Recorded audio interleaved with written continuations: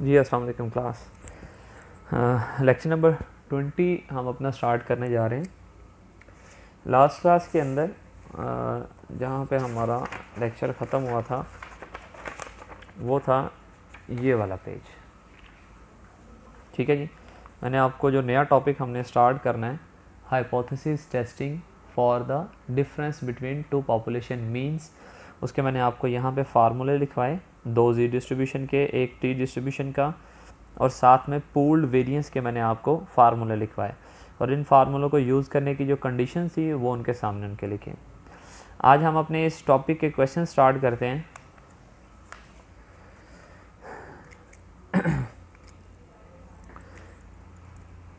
Chapter number 16 से हम start करेंगे। एक्सरसाइज 16।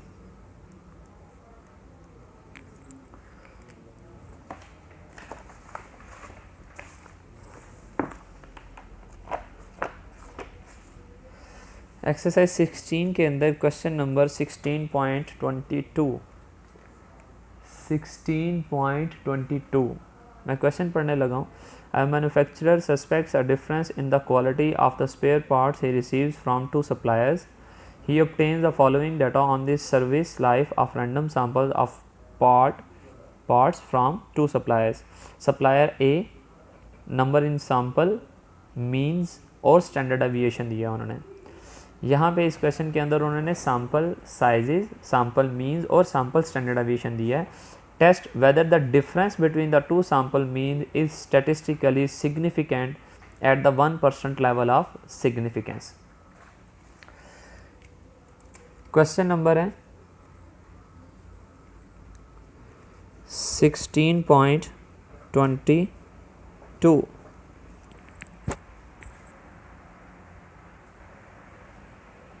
जी, क्वेश्चन स्टार्ट करवाने से पहले मैं यहाँ पे आपको थोड़ा सा हिंट बताना चाहता हूँ।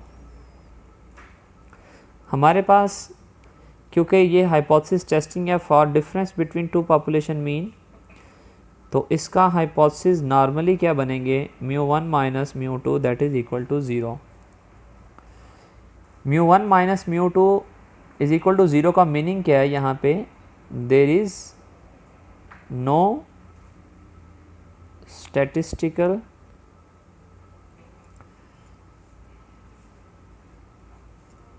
there is no significant difference between 2 population means। μ1 minus μ2 is equal to 0 का मीनिंग क्या है, there is no significant difference between 2 population means कि μ1 की वैल्यू और μ2 की वैल्यू ये दोनों इक्वल हैं। डेफिनेटली ये माइनस करने से 0 अगर आ जाएगा तो इसका मतलब है कि जो वो दोनों वैल्यूज़ क्या हैं, इक्वल हैं और उनमें कोई भी सिग्निफिकेंट डिफरेंस नहीं है। तो H1 हमारे पास क्या होगा, μ1 minus μ2 not is equal to 0। उसका क्या मतलब होगा, देयर इज़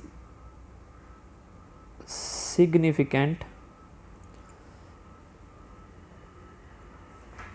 difference between 2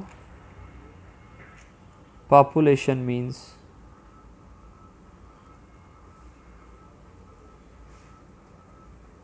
ठीक है जी, तो ये इस हाइपोथेसिस का इंग्लिश में मीनिंग क्या है, इस हाइपोथेसिस का इंग्लिश में मीनिंग क्या है, ये आप लोगों को पता होना चाहिए। ठीक है जी, अब यहाँ पर क्वेश्चन नंबर 16.22 के अंदर उन्होंने हमें एक सप्लायर ए दिया है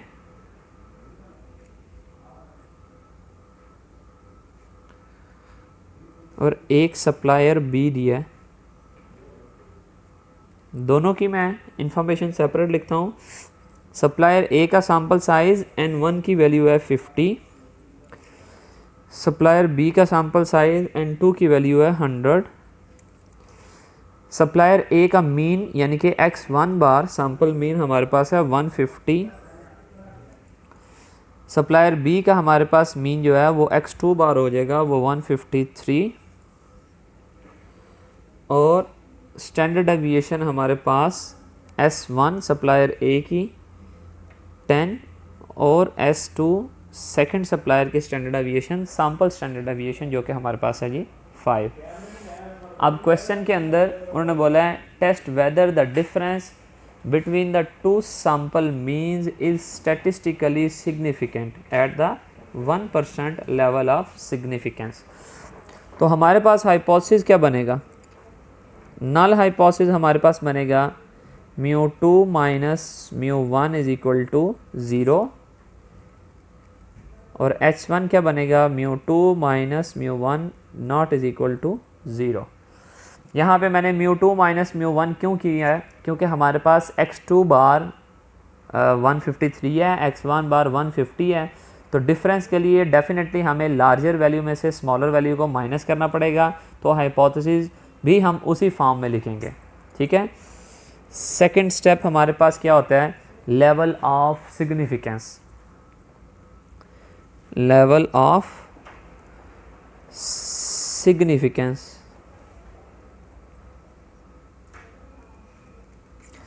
वो क्वेश्चन के अंदर उन्होंने हमें 1% दिया हुआ 0.01। डेफिनेटली जब ये नॉट इज इक्वल टू का साइन है या इज इक्वल टू का साइन है तो ये 2 टेल टेस्ट है, तो इसको हमने अल्फ़ा बाई 2 कर लिया 0.005 एंड 1 माइनस अल्फ़ा बाई 2 कर लिया 0.995।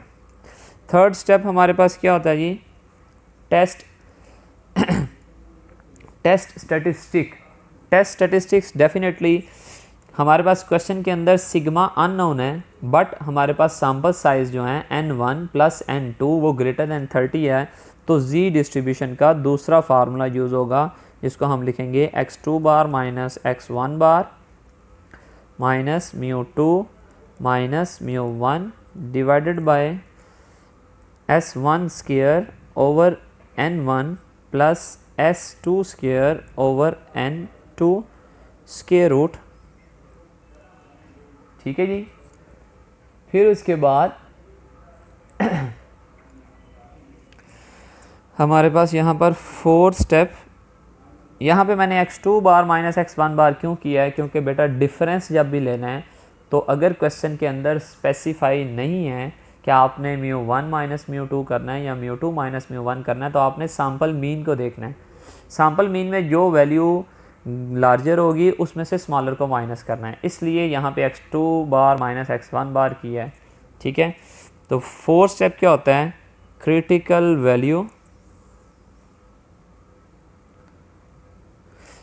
वैल्यू हम z अल्फ़ा बाई 2 पे देखेंगे, z 0.005 पे देखेंगे, तो हमारे पास होगी माइनस 2.576, ठीक है।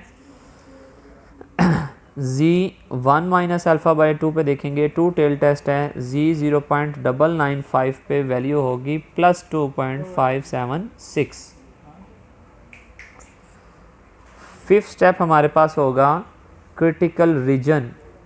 क्रिटिकल रीजन किसको बोला जाता है जी, हमारे पास रिजेक्शन रीजन को। तो क्रिटिकल रीजन हमारे पास आ जाएगा, क्योंकि ये 2 टेल टेस्ट है तो हम दोनों वैल्यू से कंपेयर करेंगे। अगर हमारी calculated value positive table value से और हमारी calculated value negative table value से लेस आ जाएगी, तो हम क्या करेंगे, H0 को रिजेक्ट करेंगे, अपने नल हाइपोथेसिस को क्या करेंगे, रिजेक्ट करेंगे, ठीक है। ये हमारे पास हो गया जी, ये फर्स्ट पेज हमारे पास, ठीक है। नेक्स्ट पेज की तरफ चलता हूँ। इसका नेक्स्ट स्टेप हमारे पास क्या होता है जी, कैलकुलेशन का, ठीक है। नेक्स्ट स्टेप क्या होता है जी, कैलकुलेशन का। हमारे पास 6 स्टेप आ गया कैलकुलेशन। कैलकुलेशन के अंदर हमारे पास सारी वैल्यूज़ हैं, तो हम यहाँ पे z कैलकुलेटेड का फार्मूला यूज़ करते हैं, x2 बार माइनस x1 बार μ1 माइनस μ2 वो हमारे पास 0 के इक्वल है, उनका डिफरेंस 0 है, तो यहाँ पे हम 0 लिखेंगे।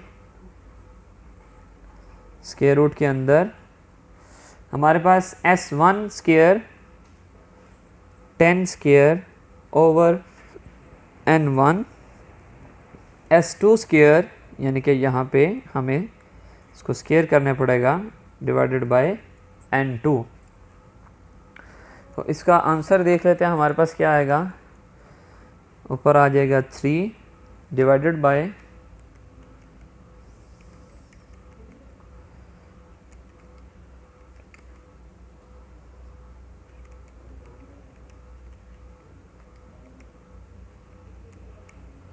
1.5, तो आंसर आ गया हमारे पास 2। तो अब 2 जो है हमारे पास 2 टेल टेस्ट के अंदर देखा जाए तो यहाँ पे हमारे पास पॉजिटिव वैल्यू थी 2.576, तो 2 डेफिनेटली ये सेंट्रल वैल्यू 0 होती है, तो 2 लाइक आ रहा है एक्सेप्टेंस रीजन के अंदर। 2 कहाँ पे लाइक आ रहा है, एक्सेप्टेंस रीजन के अंदर। तो 7वां स्टेप लिखते हैं कंक्लूजन का। तो हम कंक्लूजन में लिखेंगे z calculated value is equal to 2 falls in the acceptance region, so we accept h0। तो हम h0 को क्या करते हैं जी, एक्सेप्ट करते हैं। ठीक है, नेक्स्ट क्वेश्चन करते हैं इसका। ये हमारे पास फर्स्ट क्वेश्चन था। नेक्स्ट क्वेश्चन करते हैं 16.23 क्वेश्चन है हमारे पास।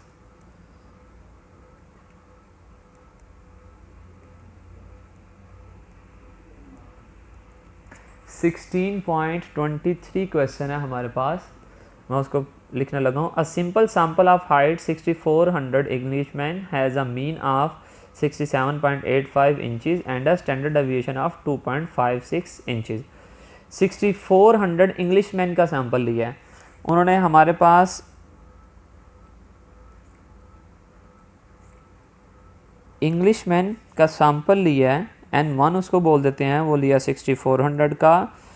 उनका जो एवरेज हाइट आई x1 बार वो आ गई 67.85 और उसकी स्टैंडर्ड डेविएशन यानी कि S1 हमारे पास आ गया 2.56। फिर उसके बाद क्वेश्चन के अंदर लिखा है while, second line, while a simple sample of heights of 1600 Australians has a mean of 68.55 inches and a standard deviation of 2.52 inches। और दूसरा सैंपल उन्होंने हमें दिया है ऑस्ट्रेलियंस का। ऑस्ट्रेलियंस का जो सैंपल साइज उन्होंने लिया वो 1600 लिया।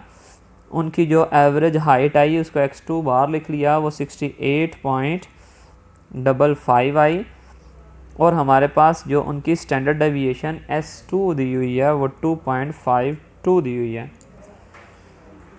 क्वेश्चन क्या हमारे पास, do the data indicate that Australians are on the average taller than Englishman use alpha is equal to 0.05। वो कह रहे हैं कि बताएं कि ये डाटा इंडिकेट कर रहा है कि ऑस्ट्रेलियंस जो हैं वो कितने हैं, टॉलर दैन इंग्लिशमैन है। Australians taller than Englishman. बेटा यहाँ पे मैं हाइपोथेसिस लिखने लगा हूँ, H0 और H1 लिखने लगा हूँ। ऑस्ट्रेलियंस हमारे पास सेकंड पॉपुलेशन है, इंग्लिशमैन हमारे पास फर्स्ट पॉपुलेशन है। ऑस्ट्रेलियंस और टॉलर दैन इंग्लिशमैन का मतलब क्या है कि μ2 ग्रेटर दैन क्या है, μ1 है। ऑस्ट्रेलियंस जो हैं वो टॉलर हैं इंग्लिशमैन से, तो इसके अगेंस्ट क्योंकि यहाँ पे ग्रेटर का साइन है तो यहाँ पे क्या होगा, μ2 लेस दैन इक्वल टू μ1 हमारे पास। ठीक है, तो ये हमारे पास कौन सा बना, राइट टेल टेस्ट बना।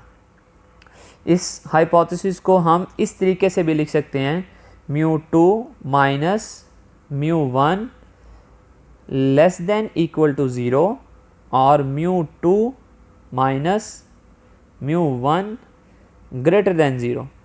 इसको दो तरीके से लिखा जाता है। अगर डिफरेंस की फॉर्म में लिखेंगे तो उसको ये लिखेंगे, अगर उसको वैसे सिंपल लिखेंगे तो उसको ये लिखेंगे। दोनों सूरतों में क्या है कि हमारे पास ये क्या है, राइट टेल टेस्ट है।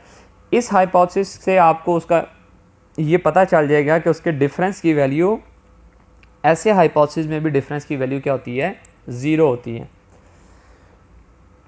दूसरा स्टेप हमारे पास लेवल ऑफ सिग्निफिकेंस।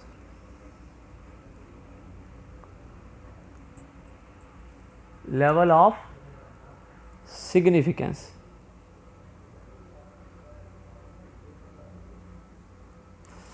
अल्फा दिया हुआ है उन्होंने हमें 0.05, ठीक है।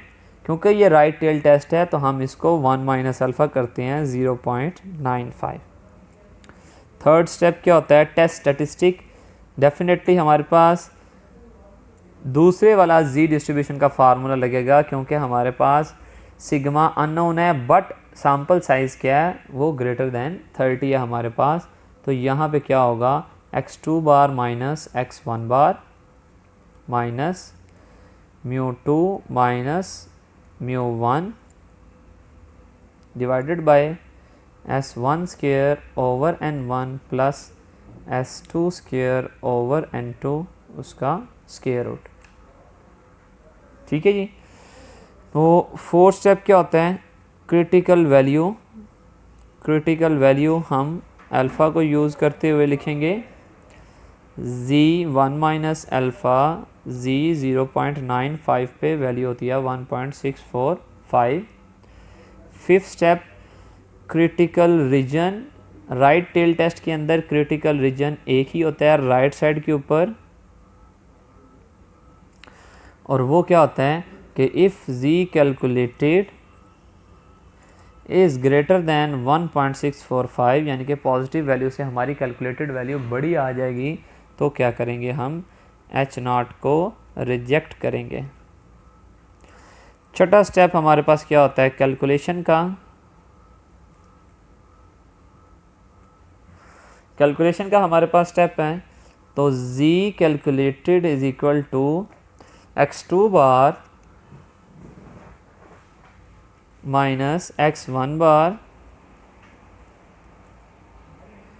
माइनस μ2 माइनस μ1, उसकी डिफरेंस 0 है, s1 square 2.56 square divided by 6400 plus 2.52 square, उन्होंने हमें स्टैंडर्ड डेविएशन दी हुई है इसलिए हम उसको स्क्वायर करके वेरिएंस बना रहे हैं, डिवाइडेड बाय 1600 उसका स्क्वायर रूट। तो z कैलकुलेटेड का हमारे पास आंसर आ जाएगा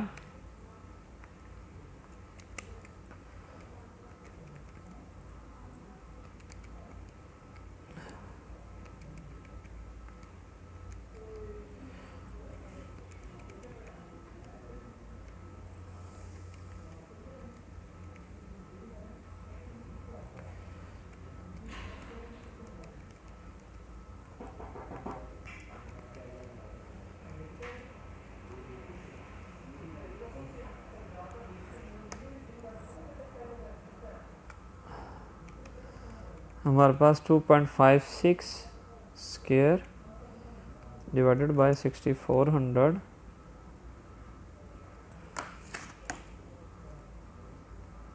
हमारे पास ये टर्म बनेगी 0.001024 प्लस 2.52 स्क्वायर डिवाइडेड बाय 1600, तो हमारे पास इसका आंसर आ जाएगा जी 0.003969, इसका स्क्वायर रूट, और ऊपर माइनस करने से वैल्यू आ जाएगी 68.55 माइनस 67.55, 85 0.7 ऊपर आ गया। यहाँ पे z कैलकुलेटेड का आंसर मैं लिख देता हूँ।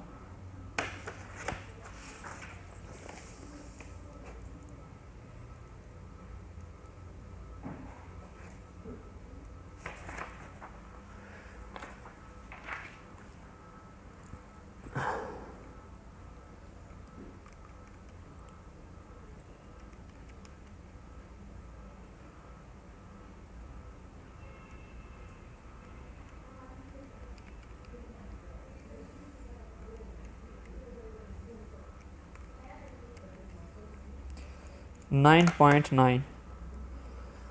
पॉइंट नाइन आ गया। डेफिनेटली कैलकुलेटेड वैल्यू हमारी बड़ी हो गई है, तो 7 स्टेप में लिखेंगे z calculated 9.9 falls in the rejection region so we reject H0। तो हम क्या करते हैं, H0 को रिजेक्ट करते हैं। ठीक है जी, ये हमारे पास सेकंड क्वेश्चन हुआ इसका।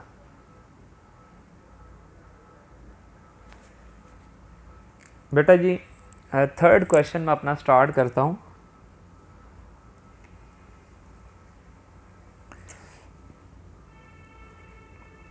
क्वेश्चन नंबर होगा 16.23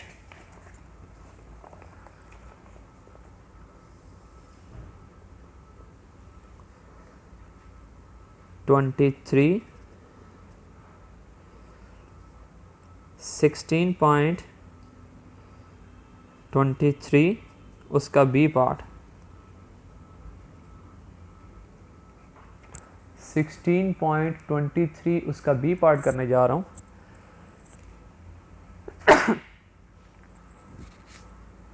क्वेश्चन देखें।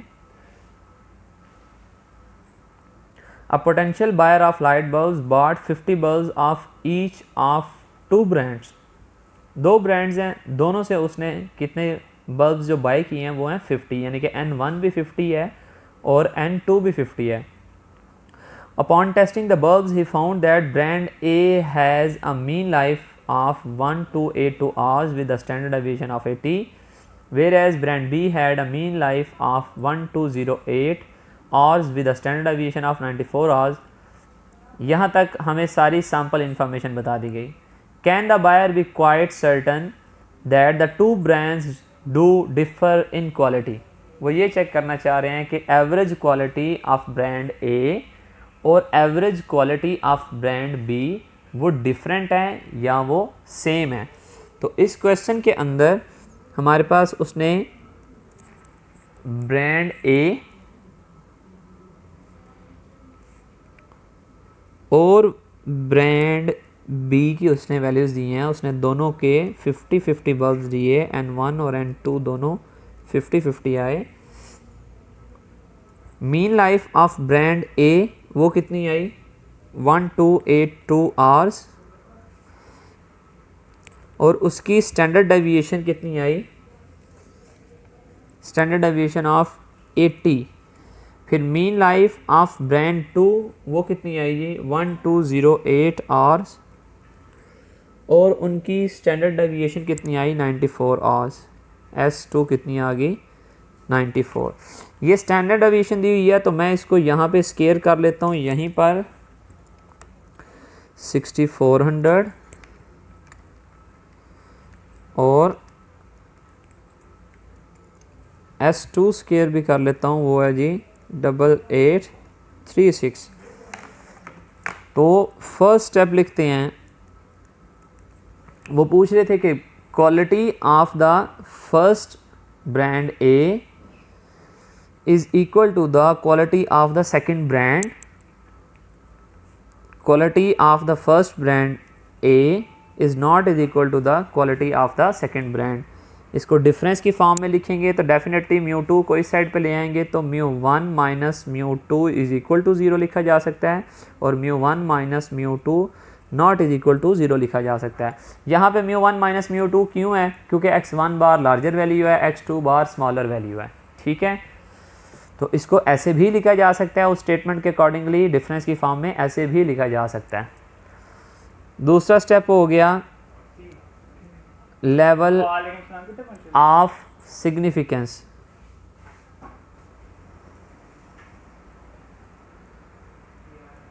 लेवल ऑफ सिग्निफिकेंस हमारे पास अल्फ़ा क्वेश्चन के अंदर उसने नहीं बताया, तो हम 0.05 लेंगे।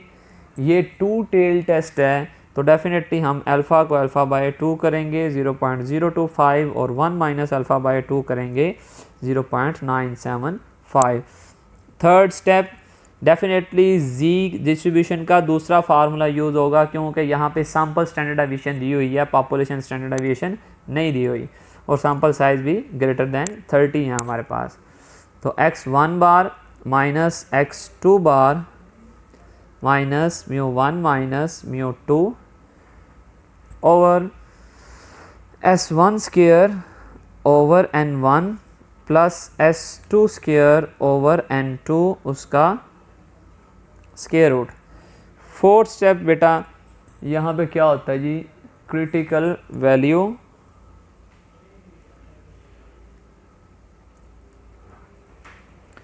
क्रिटिकल वैल्यू में हम z अल्फ़ा बाय 2 पे z 0.025 पे वैल्यू लिखेंगे -1.96 और z 1 माइनस अल्फ़ा बाय 2 पे z 0.975 पे +1.96। क्योंकि ये 2 टेल टेस्ट है, तो क्रिटिकल रीजन भी हमारे पास यहाँ रिजेक्शन रीजन कितने होंगे?